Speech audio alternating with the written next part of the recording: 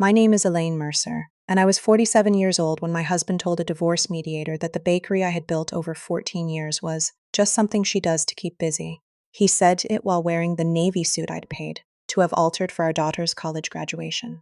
On the table between us sat my flour-stained recipe notebook, sealed inside a clear evidence sleeve.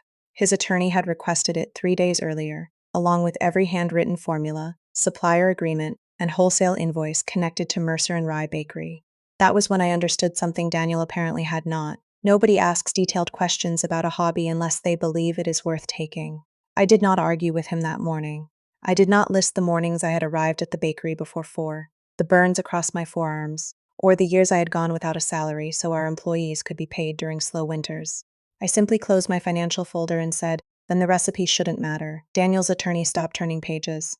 6 weeks later, those recipes would force everyone in that conference room to reconsider who had actually built our family's security, and why my husband had spent years making sure my name appeared on less of it than his. At Calm Story House, we believe quiet work deserves to be seen. Subscribe, and tell me whether someone has ever dismissed the very thing they depended on. Daniel and I had been married for 23 years. For most of them, I believed we had a division of labor rather than a hierarchy. He worked in commercial insurance. I raised our daughter, Sophie, managed the household, and eventually opened a small bakery in a former laundromat on Pine Street. The first winter, I sold bread from a folding table because the display case had not arrived. Daniel called it Elaine's little experiment. I laughed because I thought affection lived inside the word little. By year 5, Mercer and Rye supplied 3 coffee shops and a boutique hotel. By year 9, I employed 11 people. Daniel still introduced me at company dinners by saying, Elaine plays with flour. Sometimes people laughed. I did too. That was my weakness. I kept mistaking my ability to absorb disrespect for proof that it did not hurt. The recipe notebook had begun with my grandmother's plain oatmeal loaf, but most of what filled its pages belonged to me. I had developed every recipe through repetition. Less hydration in August, longer fermentation during Ohio winters, orange zest added after the butter so it would not tear the brioche dough. Each adjustment was written in blue ink, dated, tested, and initialed. Daniel never entered the kitchen unless photographers were coming. Yet when he filed for divorce in March, he listed the bakery on his financial disclosure as a marital business jointly developed through shared strategic support. Shared strategic support meant he had once suggested I sell muffins. I might have dismissed the wording as ordinary divorce posturing if Sophie had not called me 2 nights later. Mom, she said carefully, Dad asked whether your recipes were registered anywhere. I was standing alone in the bakery office, holding the brass key Daniel had returned after moving into an apartment across town. Why would he ask you that? He said he was trying to make sure everything was valued fairly. Fairly. That word stayed with me as I unlocked the bottom drawer of my desk. Inside was the original partnership agreement from 12 years earlier, the one Daniel had told me was only necessary for tax purposes. I unfolded it beneath the office light. For the first time, I noticed the ownership percentages typed beside our names. Daniel Mercer, 51%. Elaine Mercer, 49%. And beneath them, in handwriting that was not mine, someone had added 3 words, including proprietary recipes. In my family, useful women were praised the way dependable appliances were praised, usually when someone needed them. My mother called me the steady one. Daniel later shortened it to practical. Both descriptions sounded like compliments until I understood what they permitted other people to avoid. My younger sister, Rebecca, was the charming one. She changed college majors 3 times, borrowed money without remembering the amount, and could turn an apology into a story about how guilty she felt. I was the person who covered the electric bill while she got back on her feet. When our father had a stroke, I organized his medication, insurance forms, and physical therapy. Rebecca brought balloons to the hospital and posted a photograph online. My mother squeezed my hand and whispered, I knew I could count on you. That sentence became the family's cleanest way of assigning unpaid work. Daniel admired that part of me when we met. At least, I thought he did. We were 24, working at the same downtown hotel. I managed banquets while taking evening business classes. He sold insurance policies to small companies and spoke as though every room had been waiting for him to enter. You notice what everyone else misses, he told me on our 3rd date. For years, I carried that sentence like proof that he saw me. After Sophie was born, I left hotel management because Daniel's travel schedule was less flexible. The decision was presented as temporary, then temporary acquired preschool tuition, dental appointments, school fundraisers, and 12 years. I baked at night because it was the only work that belonged entirely to me. The chair beside our kitchen oven became my testing station. I sat there with a timer, a pencil, and the blue notebook balanced on my knee. Sophie, still small enough to wear footed pajamas, would watch dough rise beneath a dish towel. Is it ready? She always asked. Not because we were impatient, I would say, Daniel liked that line. He repeated it whenever I talked about renting commercial space. Not because we were impatient, Elaine, except he used it to mean no. The first real opportunity came when the laundromat on Pine Street closed. The rent was $800 a month, and the owner offered me 6 weeks free if I handled the cleaning myself. I prepared a business plan with equipment estimates, licensing costs, projected wholesale orders, and 3 years of conservative sales forecasts. Daniel flipped through it while watching television. You've certainly done your homework. I need $16,000 from our savings. His eyes finally left the screen. For bread, for a business. He leaned back. Let's not turn your hobby into a financial crisis. I opened anyway.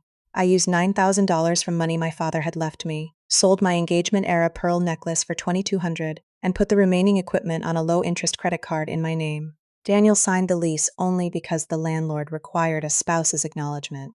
A year later, when the bakery showed its first profit, he suggested forming a partnership. For tax efficiency, he said. He placed the papers on the chair beside the oven, covering my notebook. I regret this more than any decision I made during our marriage. I signed where he pointed without reading every page. You handle the bread, he told me, tapping the signature line. I'll handle the boring paperwork. I believed partnership meant protection. What I had actually signed was permission for Daniel to stand beside work he had once mocked and slowly move his chair closer to the oven. The morning after I found the partnership agreement, I arrived at Mercer and Rye at 3:42.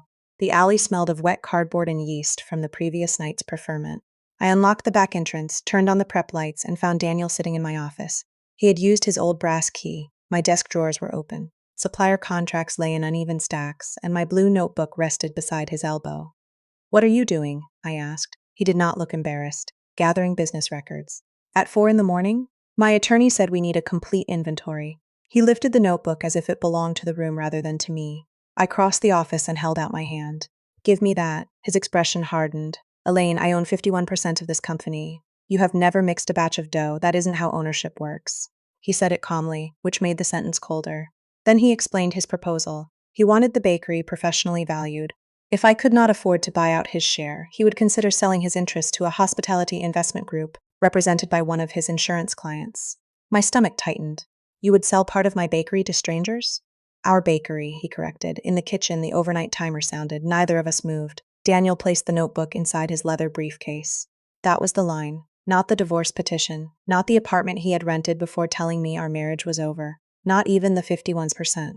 The line was watching him close a briefcase around 14 years of my work. I stepped between him and the door. The notebook stays here. You can't withhold a company asset. It contains personal recipes written before the partnership existed. Then let the lawyers determine that. He reached for the doorknob. I moved aside, but I photographed the open drawers, the scattered contracts, and the notebook visible through the gap in his briefcase. Then I texted our kitchen manager, Tasha Green, and asked her to come early. Daniel gave me a tired smile. You're making this uglier than it needs to be. There it was again, the assumption that peace meant allowing him to leave with whatever he wanted. I'm documenting it, I said. His smile disappeared. After he drove away, I changed the alarm code and called a locksmith. Then I contacted Marisol Vega, a divorce attorney recommended by one of our wholesale clients. Marisol listened without interrupting as I described the agreement. Do you have the version you signed? She asked. The original is in my office. Does it include the handwritten recipe clause? Yes. Are your initials beside the addition? No, the silence on the phone changed. Do not accuse him of altering it yet, she said. First, we establish when those words appeared. I spent the afternoon searching old tax files, loan applications, and emails. At 6:17, I found a scanned copy Daniel had sent our accountant 12 years earlier. The ownership split was there. The handwritten clause was not. My relief lasted less than a minute. Attached to the same email was a personal guarantee for the bakery's equipment loan. Only one name appeared on it, mine. Daniel had arranged the documents so he held control if the business succeeded, while I carried the debt if it failed. I printed the email, slid it into a red folder, and placed the new office key beside it. For years, I had believed Daniel underestimated the bakery. The paperwork showed something worse. He had understood its value before I did. Marisol filed an emergency request preventing Daniel from selling, transferring, or licensing bakery assets until ownership could be examined. It protected the business temporarily.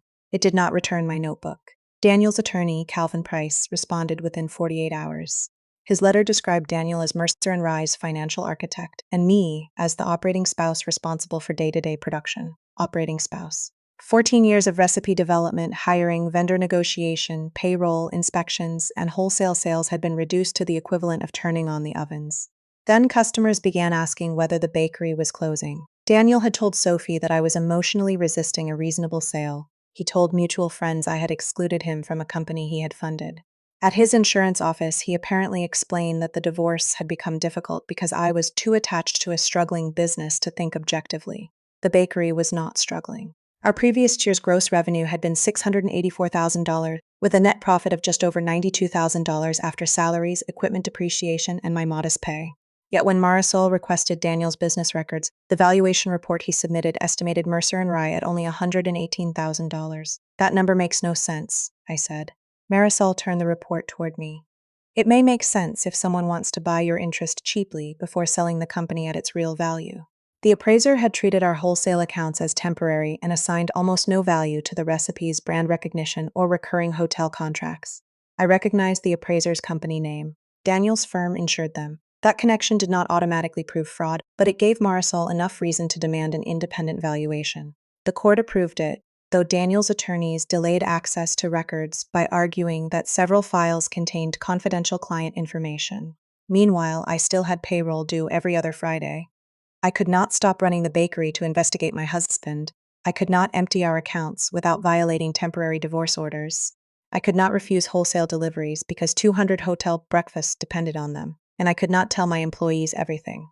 Tasha noticed anyway. She was 52, broad-shouldered, direct, and incapable of pretending not to see tension. "You keep checking the office door," she said while shaping rye loaves. I changed the lock. That isn't what I said. I pressed my palms against the stainless steel table. "He wants the recipes." Tasha stopped shaping dough. "Does he know which ones are actually yours?" "They're all in the notebook." Does he know which recipes existed before the partnership? That question sent me back through old storage bins in my garage. I found bakery photographs, early market receipts, and health department applications. What I did not find was enough dated recipe evidence. The notebook contained years of revisions, but Daniel could argue that recipes developed during the marriage belonged to the marital business. Late Sunday evening, I opened the red folder again and studied the old accountant's email. The accountant had been a man named Harold Boone. Daniel told me Harold retired suddenly after making errors on our returns. I had never spoken to him directly after that. At the bottom of the email was an old office address. The next morning, Marisol's investigator confirmed Harold still lived locally. "He may not remember anything," she warned. Harold remembered. He called me himself, his voice thinner than I expected. "Mrs. Mercer," he said, "I have wondered for years whether you ever saw the second set of invoices." I sat down in the chair beside the oven. "What second set?" "The licensing payments," he replied. "The ones sent to your husband's post office box." On the prep table, the dough timer began ringing. This time, I let it ring. Harold Boone agreed to meet Marisol and me at a diner near the county courthouse. He arrived carrying a dented metal file case and apologized 3 times before sitting down. He was 71, wore a hearing aid in his left ear, and stirred his coffee long after the sugar had dissolved. "I should have contacted you," he said. "I told myself it wasn't my place." Marisol opened her legal pad. "Start with the invoices." 8 years earlier, Daniel had negotiated with a regional cafe chain called Northline Coffee. Mercer and Rye supplied its pastries at first, but the arrangement later changed. Northline began producing 2 of our best-selling items, Arn cardamom rolls and maple oat scones, in its own central kitchen. I remembered Daniel telling me the wholesale account had ended because Northline wanted lower prices. It had not ended. Daniel had signed a recipe licensing agreement without showing me. Northline paid a quarterly royalty to a consulting company called Pine Ledger Services. The company's mailing address was a post office box registered to Daniel. "How much?" I asked. Harold slid copies across the table. The first payment had been $6,400. The most recent was $11,750. Based on the records Harold retained, Daniel had received at least $173,000 over 7 years. My name appeared nowhere. I stared at the invoices until the numbers blurred. Not because I could not understand them, but because I understood them perfectly. While I delayed replacing a failing mixer and worked Christmas Eve to protect payroll, Daniel had been collecting money from recipes he called a hobby.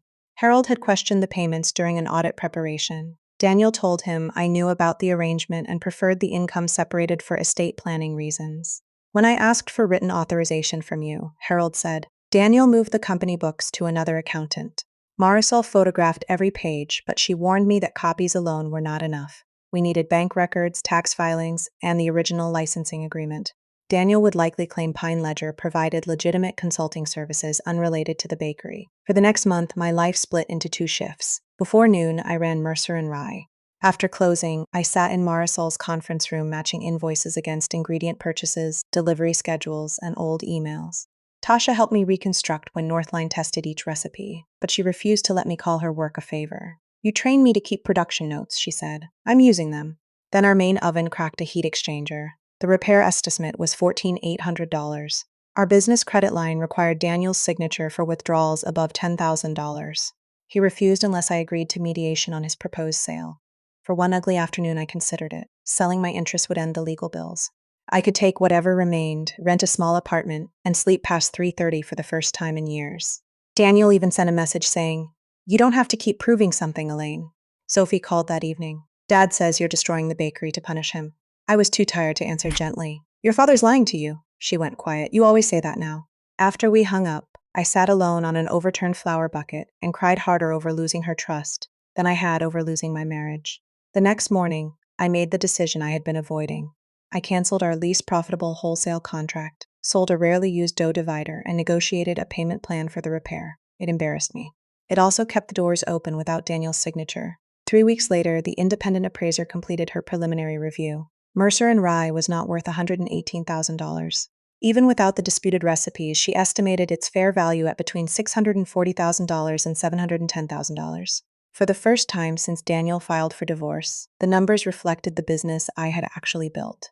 And somewhere inside those numbers was proof that his hobby had been supporting more than our family. The independent valuation changed Daniel's tone before it changed anything legally. He stopped calling Mercer and Rye a struggling bakery. In messages to Marisol, he began referring to it as a valuable marital enterprise requiring cooperative management. Cooperative meant he wanted his office access restored. I declined. 2 weeks later, subpoenas produced Pine Ledger's bank statements. The deposits matched Northline's quarterly payments almost exactly. From that account, Daniel had paid the rent on his new apartment, funded a private investment account, and transferred $38,000 to Sophie during her final 2 years of college. That last discovery hurt differently. Daniel had often reminded Sophie that he had covered expenses when the bakery couldn't. In reality, the bakery's recipes had paid her tuition, while he accepted the gratitude. Marisol placed the statements beside Harold's invoices.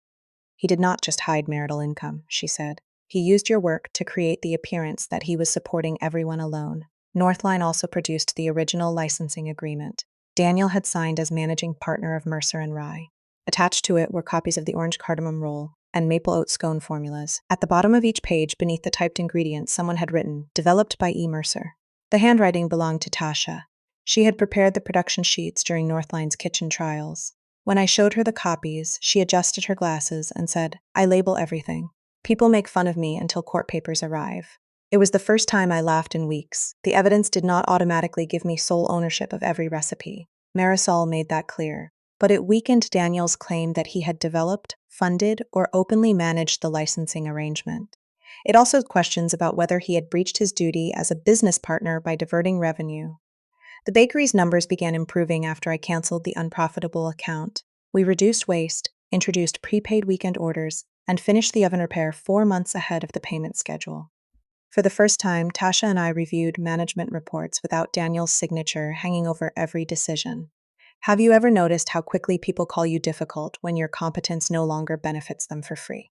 Daniel noticed.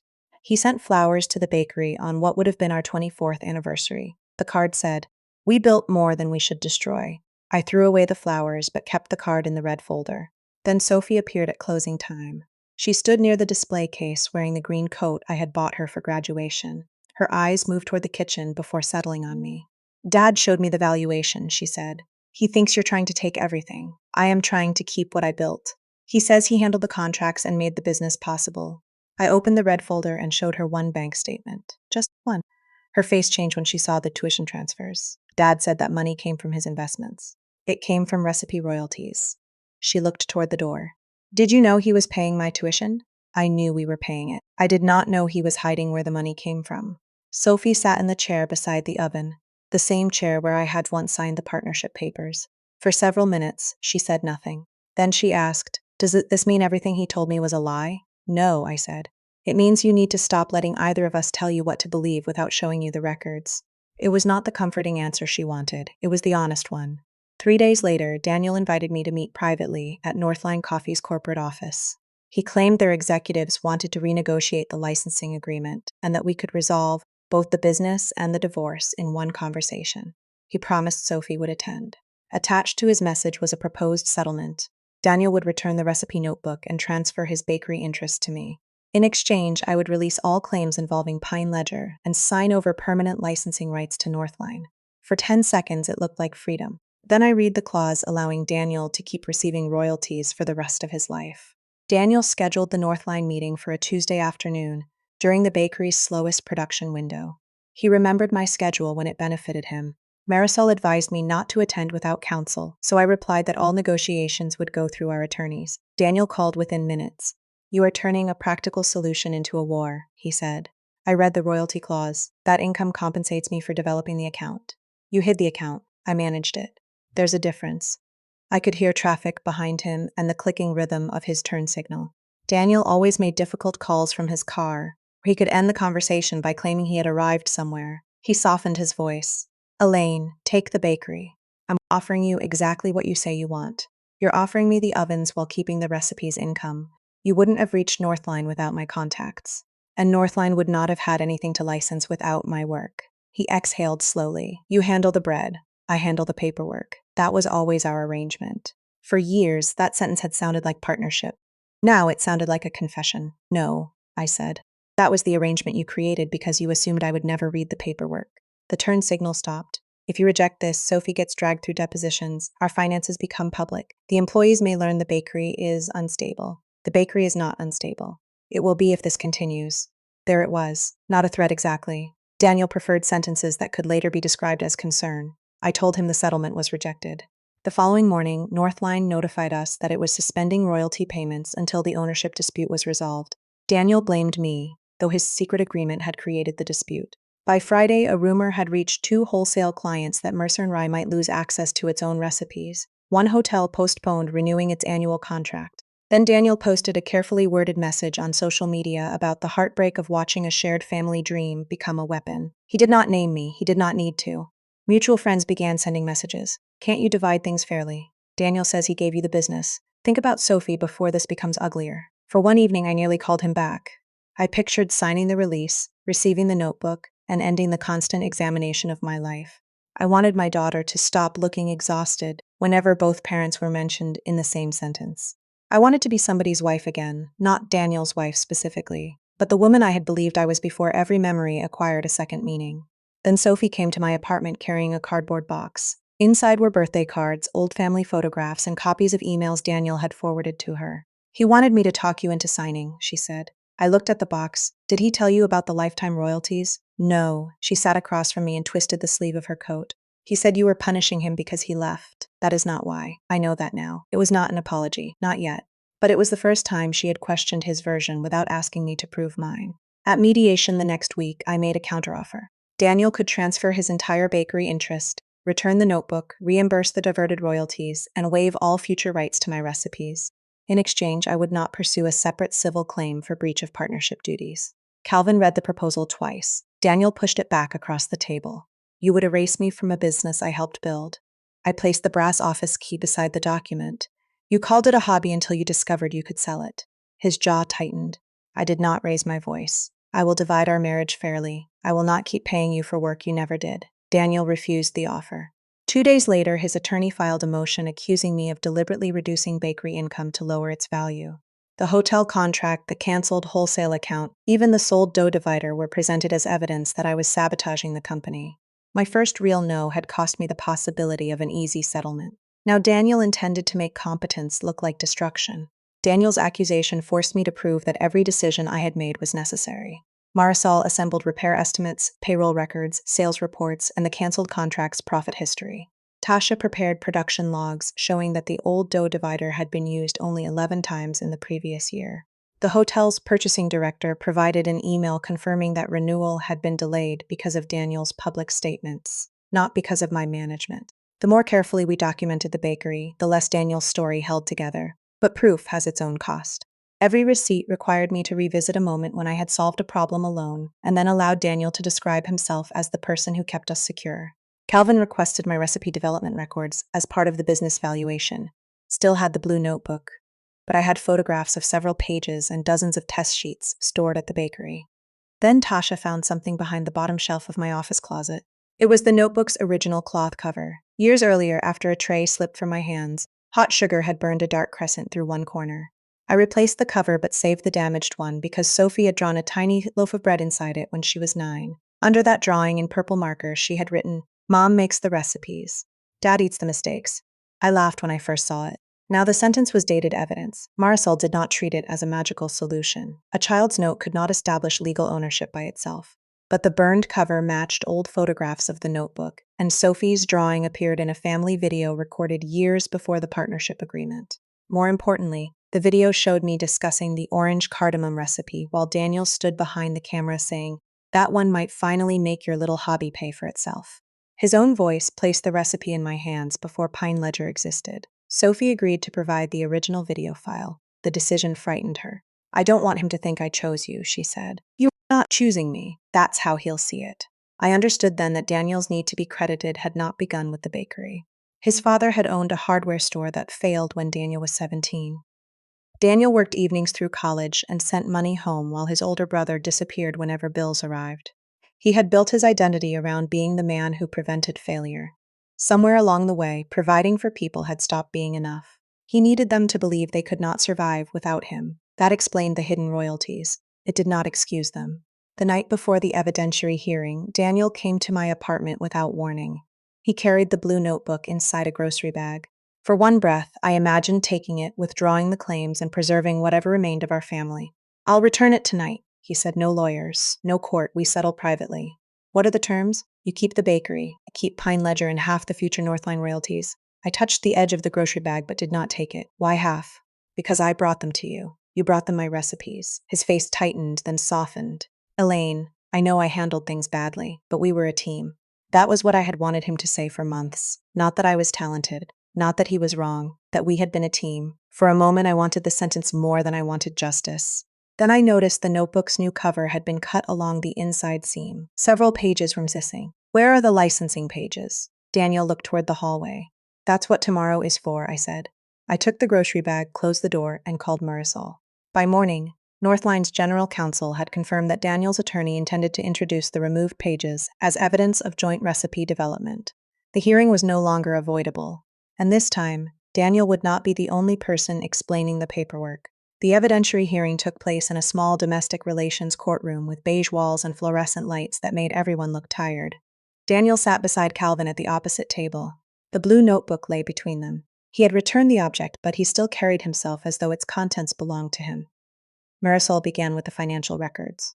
Harold testified about the original partnership agreement, the missing handwritten clause, and the Pine Ledger invoices.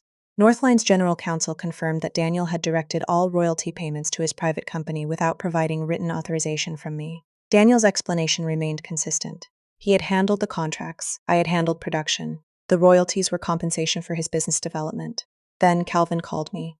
He approached with 3 loose notebook pages inside protective sleeves. "Mrs. Mercer, do you recognize these?" "Yes. They contain modifications to the orange cardamom roll recipe. They contain production adjustments. And your husband's handwriting appears in the margins." I studied the nearest page. Beside a note about reducing proofing time, Daniel had written, "Try less orange, customers may prefer familiar flavors." "Yes," I said. Calvin glanced toward the judge. "So Mr. Mercer contributed to recipe development." "No, you just identified his suggestion." "I identified his handwriting." Calvin paused. "Did you follow that suggestion?" "No." "How can you be certain?" "Because the finished recipe uses more orange, not less." A quiet sound moved through the courtroom, not laughter exactly, but recognition. Calvin placed another page on the document stand. "What about this notation? Increase batch size for Northline. That is not recipe development. It is a sales instruction." He participated in decisions. He participated in selling what I created. Calvin's mouth tightened. "You seem determined to minimize your husband's role." Marisol rose, argumentative. The judge sustained the objection. Calvin turned to the final page. "This one includes the phrase, 'our signature roll.' Wouldn't that indicate shared ownership?" I looked at Daniel. He had used the phrase in advertisements after Northline began selling the rolls. The handwriting was his, written across the top margin in black ink. Then I noticed what he had overlooked. The page number. "May I see the back?" I asked. Calvin hesitated before turning it over. A faint grease mark crossed the lower corner, and beneath it was part of an earlier date, October 6, 2009. The partnership had not been created until 2011. That page came from my original notebook, I said. The one I used before Mercer and Rye existed. Calvin looked down again. Marisol approached with the burned cloth cover and the family video's authenticated file report. The page numbering continues from the notebook shown in this video, she said. The video predates the partnership by 18 months. Daniel leaned toward Calvin and whispered something. Calvin's face changed. His next question was quieter. Mr. Mercer gave you these pages last night? No. He removed them before returning the notebook. Calvin turned toward Daniel. Is that accurate? Daniel did not answer immediately. He straightened his tie and looked at the judge instead. I was preserving relevant evidence. The judge folded her hands. By removing it from a notebook under dispute, I believe the pages demonstrated my contribution. Marisol placed the original scanned partnership agreement beside the later version. And did you also believe adding the phrase including proprietary recipes demonstrated your contribution? Daniel looked at Harold. Harold lowered his eyes. I don't remember when that was written, Daniel said. That was not my question, Marisol replied. The judge instructed him to answer. Daniel's fingers closed around the brass office key he had brought as evidence of his access rights. I may have clarified the agreement later, without Elaine's initials. It reflected our understanding. I watched him turn the key between his fingers. For years, Daniel had relied on the same principle. If he described an arrangement confidently enough, everyone else was expected to accept that it had always existed. Marisol asked her final question. When you called the bakery a hobby during mediation, did you already know Pine Ledger had received more than $170,000 from its recipes? Daniel stared at the tabletop. Yes. The answer was almost too soft to hear. No one rushed to fill the silence. The judge ordered a forensic accounting of Pine Ledger, excluded the altered recipe clause from consideration, and prohibited Daniel from using or licensing any Mercer and Rye recipe until final judgment. She also warned that his removal of notebook pages would affect her evaluation of his credibility. It was not a dramatic victory. The divorce was not finished. The money had not been returned. But the version of the story Daniel had built could no longer stand. Outside the courtroom, he caught up with me near the elevators. You've made me look like a thief, he said. I pressed the brass bakery key into his palm. No, Daniel. I stopped helping you look like an owner. His hand closed around the key. You handle the bread, he said bitterly. Isn't that what you wanted? I looked at the blue notebook under Marisol's arm. No, I wanted a partner. The elevator doors opened. You handled the paperwork, I said. Now the paperwork can speak for you. I stepped inside without asking him to follow. The forensic accounting took 4 months. Pine Ledger had received $181,460 in Northline royalties, including 2 payments Harold's old records had not shown. Daniel had reported some of the money as consulting income, but he had never disclosed the account to me or to the bakery. We settled before trial. Daniel transferred his 51% interest in Mercer and Rye to me. The diverted royalties were credited against his share of our marital assets, and he surrendered all contractual rights to license the bakery's recipes. Northline signed a new agreement directly with Mercer and Rye, with payments deposited into the company account. I did not leave the marriage with everything. Daniel kept most of his retirement account and the house where we had raised Sophie. I moved into a 2-bedroom bungalow 12 minutes from the bakery and spent my first winter there listening to radiators knock like impatient customers. Peace was not free. It was simply worth its price. Daniel closed Pine Ledger. His insurance firm did not fire him, but he lost 2 leadership responsibilities after failing to disclose the outside business relationship. He told people the divorce had damaged his career. I stopped correcting every version of the story. The records existed. They no longer required my voice to hold them upright. Sophie's relationship with both of us changed more slowly. She apologized for repeating Daniel's accusations, but I did not pretend one apology repaired months of pressure. I should have asked questions sooner, she said. Yes, I replied. She looked surprised by the answer. Accountability should not require cruelty, but it should require accuracy. Sophie began visiting the bakery on Sunday mornings. At first, she stayed only long enough for coffee. Later, she helped package prepaid orders and learned how to shape the oatmeal loaf from the first page of my notebook. Her relationship with Daniel continued, though she stopped carrying messages between us. When he complained about that boundary, she told him, "I'm your daughter, not your negotiator." I was proud of her for saying it. I was also sorry she had needed to. Tasha became operations director and received a profit-sharing agreement reviewed by her own attorney. When I handed it to her, she read every page. "You taught me well," she said. "No," I told her. "I learned late." The chair beside the oven remains in the bakery, though nobody signs contracts there anymore. Above it hangs the burned notebook cover inside a simple frame. Sophie's purple sentence is still visible. Mom makes the recipes. Dad eats the mistakes. Customers assume it is a family joke. In a way, it is. The blue notebook stays locked in my office now, with digital copies stored in 2 separate locations. Its pages no longer feel like evidence. They feel like work, measured, revised, tested, and finally credited to the person who performed it.